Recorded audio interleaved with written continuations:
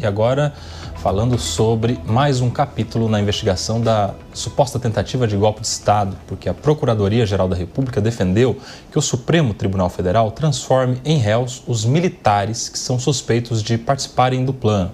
De acordo com a denúncia, os 12 suspeitos teriam monitorado autoridades e estariam envolvidas no plano que previa até a morte do presidente Lula e do vice Geraldo Alckmin. As defesas chegaram a pedir a rejeição da denúncia, alegando falta de provas e irregularidades na delação premiada do tenente-coronel Mauro Cid.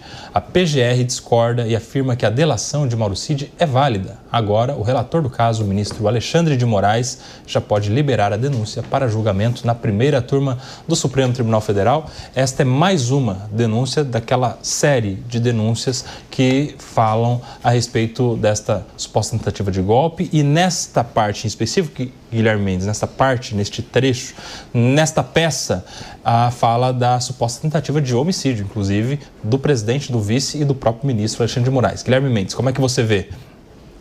Que a condenação dos militares, eu vejo com... Ou seja, nem tem processo, ansiedade. Eles vão julgar, aceitar a denúncia, calma. Não, é claro, óbvio, guardado o devido processo legal, mas me parece que pelo o contexto probatório que foi apresentado, de fato, alguns militares têm que ser enquadrados, julgados e condenados. Então, por isso que eu já estava lá na frente falando da condenação deles.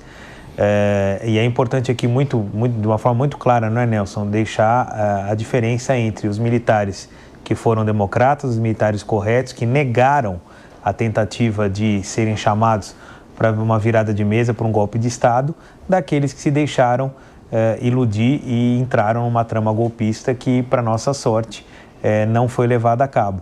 Então, espero de verdade que esses militares sejam processados, julgados e condenados, o que seria um exemplo da maturidade política e institucional do nosso país, na medida em que a gente tem, por tradição histórica, não punir qualquer tipo de crime cometido por militares. A gente pode aqui alegar a lei da anistia, depois da redemocratização, como a panaceia para todo aquele conflito envolvendo forças políticas tidas como terroristas e os militares, mas agora é uma situação muito diferente. Por isso que não tem que se falar em anistia, tem que se falar em devido processo legal, processados, julgados e, se condenados, cumprirem as suas penas como qualquer outro presidiário nesse país. Espero que a lei seja cumprida e que dessa vez o Brasil dê esse passo civilizatório à frente. Julgar, processar e condenar, seja ele quem for, civil ou militar. E a tese da ilegalidade, da delação de Mauro Cid, que é trazida pela defesa, o Maurício Felberg? Exatamente da ilegalidade, é da relatividade de uma delação premiada. Tem ilegalidade também. Sim. Porque eles falam que o Ministério Público não teria participado. Sim, sem dúvida. E aí seria uma nulidade, exato, etc. Uma nulidade. O que eu estou ponderando é que existe uma relativização. A delação premiada precisa ser sempre interpretada de maneira restritiva e não de maneira absoluta. Era alguém que participava, que se viu envolvido e que, para obter um benefício pessoal, acaba fazendo uma delação e ganhando um prêmio. É um instituto bem polêmico.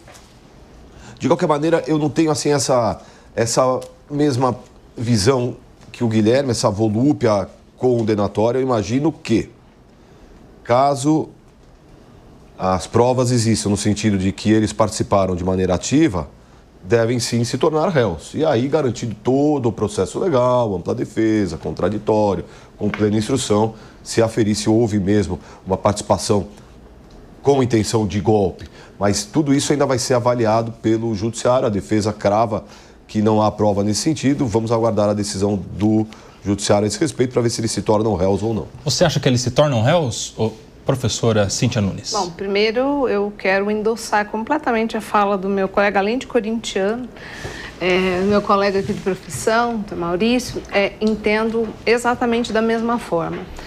Primeiramente, nós vivemos num estado em que a presunção é da inocência e não da culpa.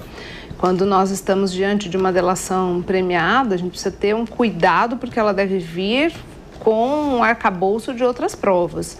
Então, de fato, se verificado, se presente todo o devido processo legal, é claro, não tem razão nenhuma para que eles não sejam punidos. Se a pergunta que você me fez é se eles vão se tornar réus, Eu acredito que pelo histórico de todo esse processo, sim, irão. Isso eu não tenho dúvidas.